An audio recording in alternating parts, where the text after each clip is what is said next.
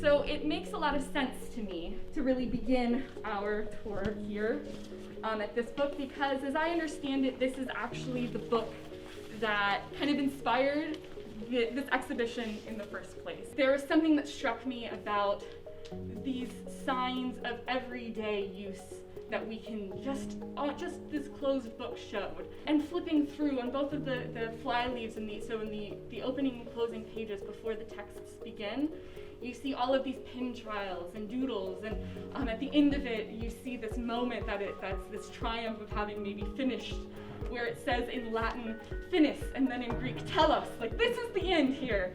So there's a lot of amazing moments in this book, but I'm really happy that we settled on this one, because I'm sure anyone here who has taken Latin can look at this and recognize what it comes from.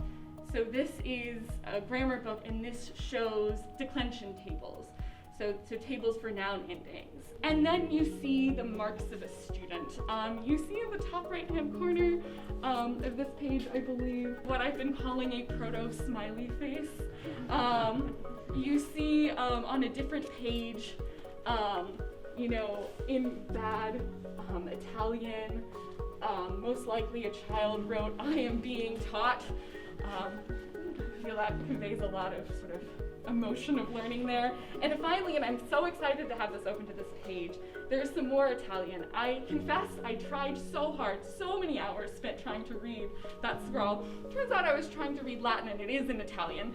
So Professor Conybeare showed it to an Italian scholar who translated it for us, and it reads something, if I'm recalling correctly, things that are in no way helpful and actually quite harmful to learn.